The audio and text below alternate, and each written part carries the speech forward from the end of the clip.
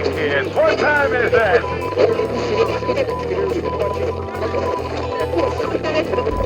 Hey, it's Edson with GeekTime TV, and it's back here with episode 7 of The Acolyte, which, as expected, is another flashback episode, basically retelling the events of episode 3, but from a slightly different perspective, this time from mostly the Jedi perspective, and it opens up with the 4 Jedi, Kalnaka and Master Jedi Andara, Padawan Torben, and I think Sol was a Jedi. I'm not sure if he was. I don't think he was a Master Jedi back then, but Jedi Sol.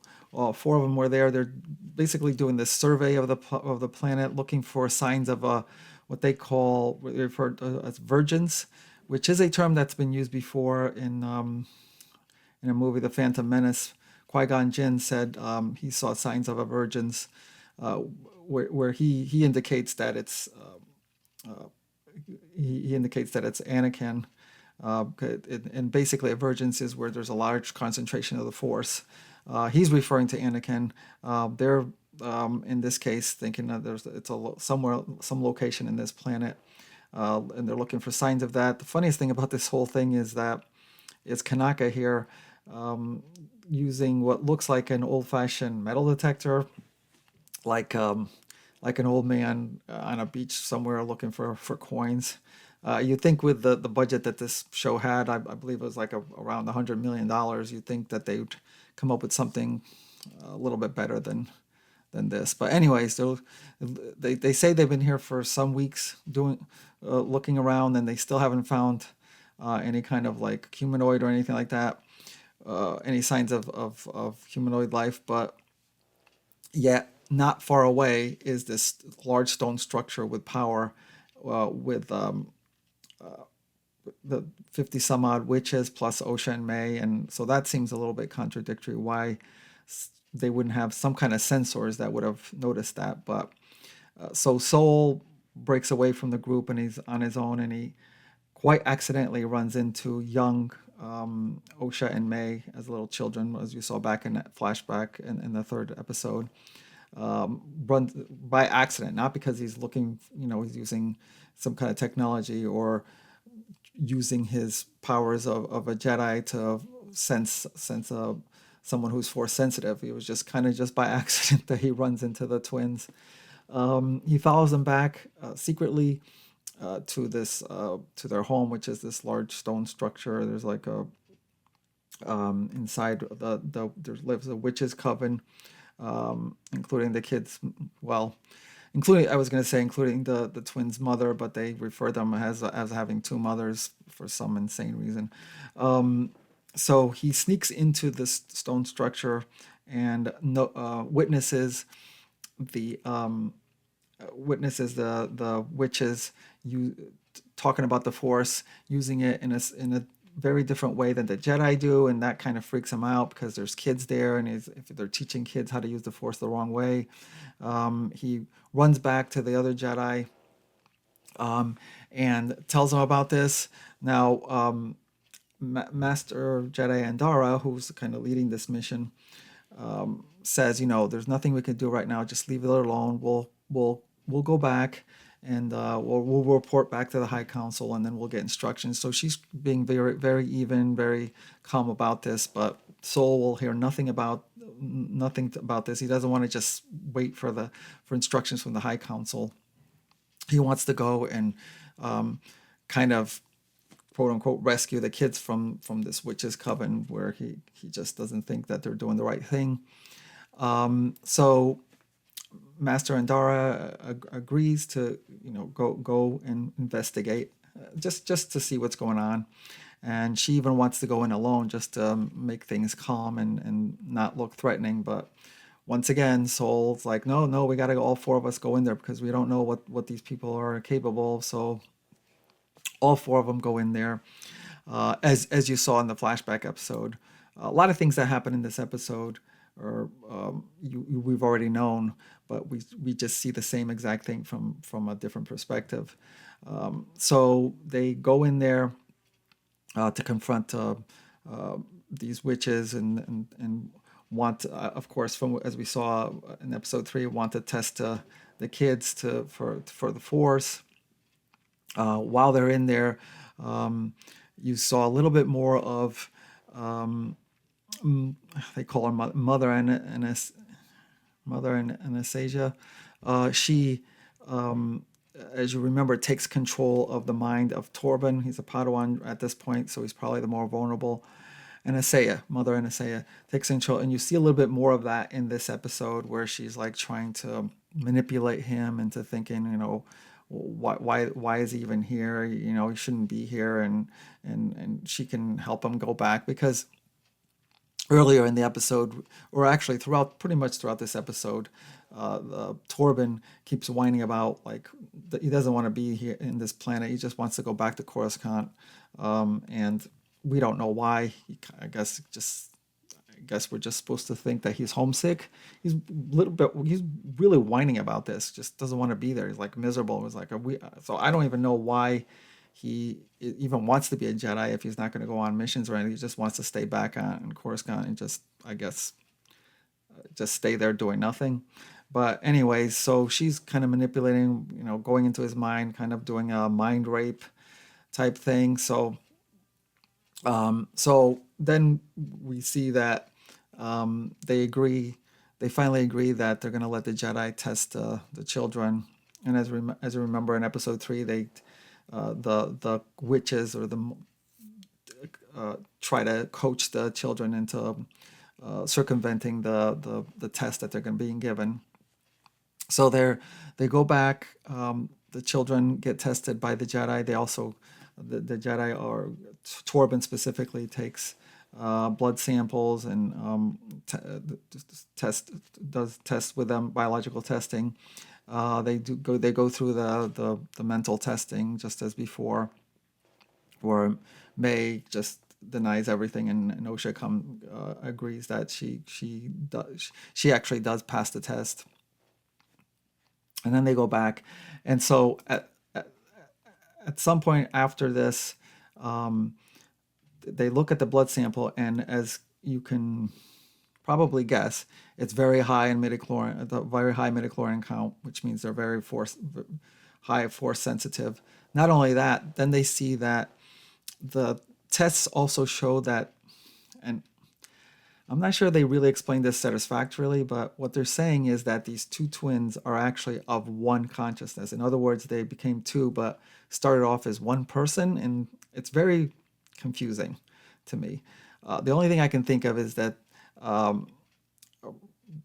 there was one girl that kind of was born in a natural way, and then because there's a vergence there, a high concentration of force, the witches kind of used it in a way that created two different people out of the one consciousness, and that shows them that to the Jedi, when the Jedi come to this, they call it that they're from the same symbiont. When the Jedi realize this, that gives them the proof that they're what they came to this planet for, that there is a vergence there. And the reaction from Torben is just crazy. He freaks out, and he sees this as a chance to finally get the heck out of this planet by going back and kidnapping the twins, or maybe one of them. He wants to go back. He wants to run back there and kidnap one of the twins, or maybe both, just so he could go back to Coruscant and show the High Council, here's my proof of the vergence. And then his whole motivation is, I just want to get out of here. But which makes no sense, because all they really had to do is send back the test results of what they just found out. They literally just said, here's proof that there's a high concentration of force here, because we see that these two girls started off as one consciousness and became two, and this is proof. So all they literally had to do is either fly back to Coruscant or send back the results to the High Council, and then just wait for the High Council to do how to proceed, and then Torben would have gotten his wish. But instead, he doesn't do that. He thinks that he has to actually go back to the Witches' Coven and take one of the children, or maybe both of the children, just so they can drag them back to the High Council. Makes no sense. So he just takes off on him without any kind of instructions from Master Endaro or any of the Jedi. Soul goes after. He takes off on a land speeder. Uh, Soul goes after him and supposedly goes after him to stop him. But then once Torben gets to this stone structure, he can't get in, and Soul catches up to him. And instead of like telling him, "Okay, you got to calm yourself down. We got to try to regroup. Maybe get with Master Andara and Kelnaka and figure out what our strategy is going to be. Maybe go back and talk." No, Soul doesn't do any of that. Supposedly he went after Torben to stop him, but he doesn't. Instead, he actually figures out how to get back in, because remember earlier in the episode he actually got in without the witches knowing. He goes back in, which consists of like climbing up the rock and finding some way in. They don't even show you how he found his way in. So instead of like stopping Torben, he actually helps Torben get in there. Inside there, they start this confrontation with the witches. The witches think that they're coming from the kids, and which it seems like they are. And then something, again, very confusing happens. Master Mother Anastasia manifests some kind of like, she changes into like this black smoke. It looks like she's turning into, I think the showrunner actually explained that the way she explained it is like she's actually turning into pure force, which means she's not in a solid body anymore. And it looks like she's going to attack them. And so Saul's reaction is to immediately take out his lightsaber and try to stab her with his lightsaber. Now, I think this is kind of stupid in both sides of it. Number one, Soul taking out a lightsaber to stab her when she's like doesn't even have form makes no sense, because a lightsaber wouldn't have any effect on like just smoke. There's no bodily there's no solid body there. Then in the next instant after he does that, mother NSA, she goes back to her bodily form, but instead of appearing somewhere else, because it looked like she can move around as a black smoke, instead of appearing somewhere else and getting away from him, actually forms her body around the lightsaber, in effect committing suicide, because once she forms around the saber goes through her body and she dies. So none of this really makes sense to me. Why she couldn't have just saved herself? It doesn't seem like she would have gotten killed if she had like moved away as the black smoke. And obviously it seems like they're using kind of the dark side of the force. It's all black. But before she dies, she tells Soul that, by the way, Osha had decided to go with you voluntarily, and we were going to let you go. So you messed up in killing me. Just kind of throwing a guilt treatment on there. And it's true. That, as we saw in episode 3, Osha had decided to go, again, I think this is so stupid that he would actually feel guilty about this when it looked like she was going to attack, and she's obviously going into the dark side here, and it's black smoke, so it makes no sense.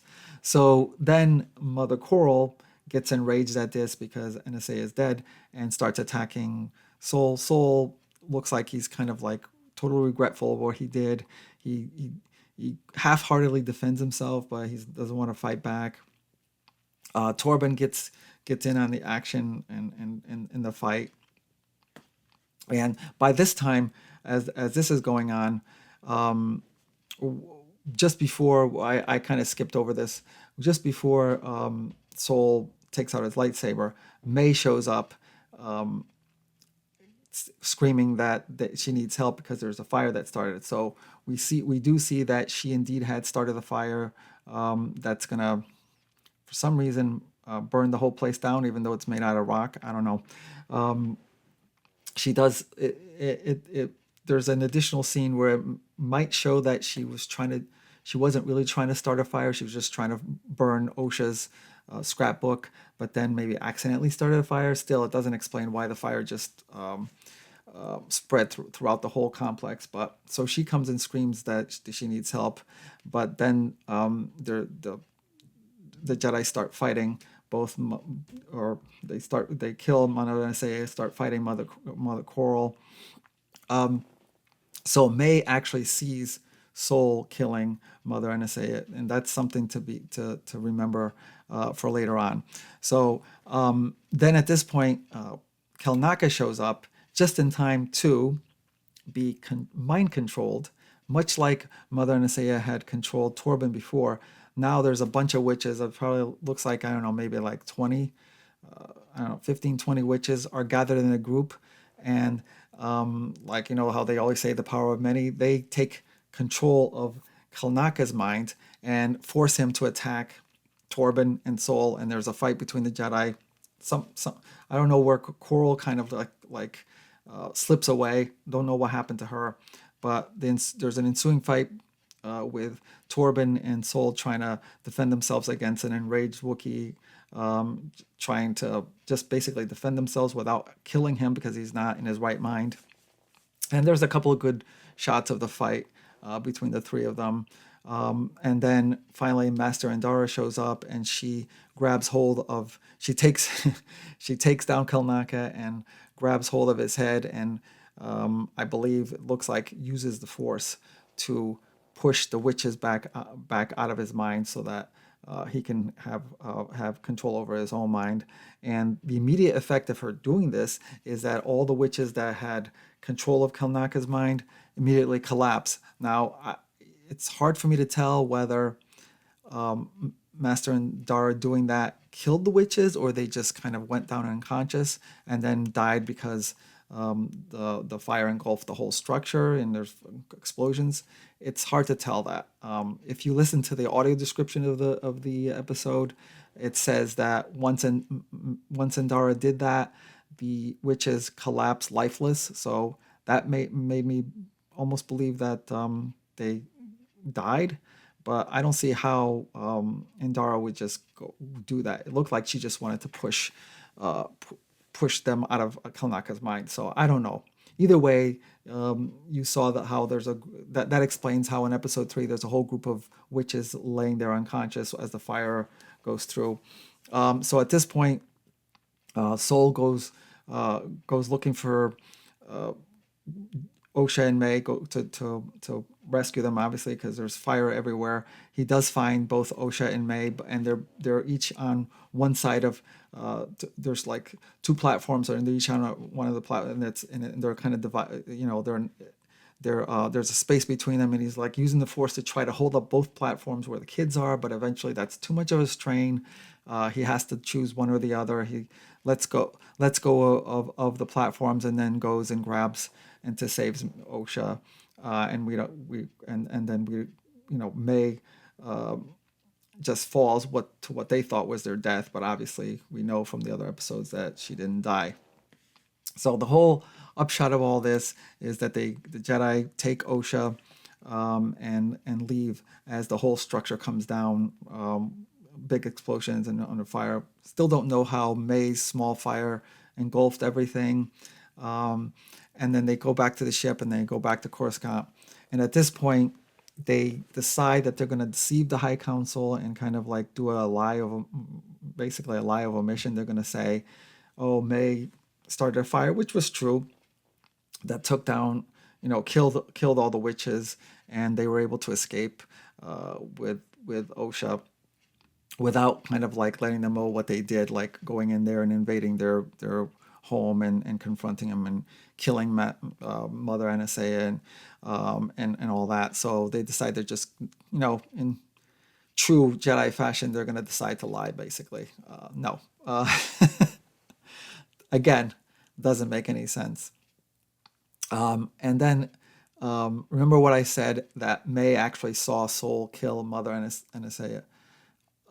So going back to the previous episode, at the end of the episode of episode 6, Sol tells the very last scene. Sol tells May, "Oh, I have a lot to tell you about what happened back then." But really, he doesn't have anything to tell her because he knows that that's May, and May witnessed everything that happened. So what is it that he needs to tell her? I don't know. He does need to. I believe he does need to tell Osha what happened because Osha wasn't there. She was still trying to run away from the fire, and we don't know how that's going to go. But still, May already knows everything that's happened. So again, a lot of contradictions in this episode. Seems like the writers like lose track of what happens, and then they kind of make these things that don't make, create these scenes that don't make sense. Didn't have to do a whole episode about this flashback because most of what happens in this episode we already know from episode 3. Probably could have done it in a few minutes where Soul could just be talking to May and just bring up what happened. So it was kind of like an episode that we didn't, most of which we didn't need to see. Again, a lot of characters go acting very confused, knowing, showing that they know things that they shouldn't know, or or contrary to that, the opposite of that, not knowing things that they should know. And finally, the thing that I'm like even more that I definitely didn't like about this is that I thought we were finally going to get the answer to the mystery of what's been there since the very first episode, which is how did May survive? Like that, you still don't see.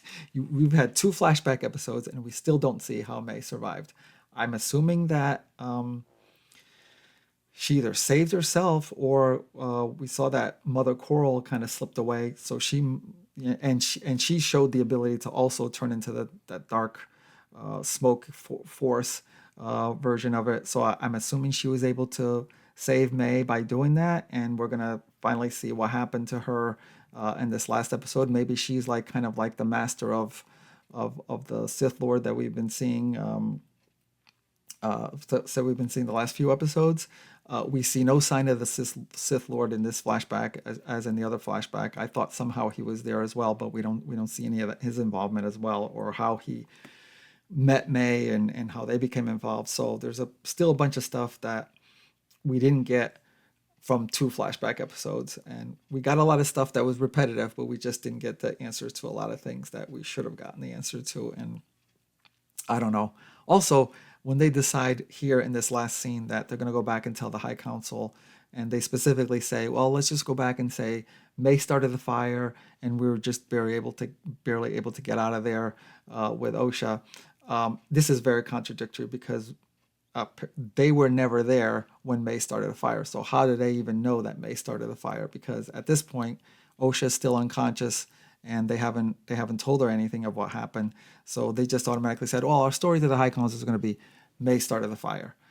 So I don't know how they would know that because they were never witnessing of May starting the fire. So again, as I keep saying, just a lot of contradictions in this show, and I can only hope that they're gonna actually tell you the answers to all these things in the very final episode. But I have a feeling that it might not even happen. So I don't know. I still think the Mother Coral is gonna have some kind of like involvement in it, but it's a shame if they don't really tell you where this the origins of the Sith Lord. Because he seems to be the most interesting character, as I said in the last episode. He seems to be the most interesting character of this whole show. Okay, that's episode 6. Don't know what else to say. Just disappointed. Disappointed in the episode, disappointed in the show. And I'll see you in the next episode. Thanks for watching.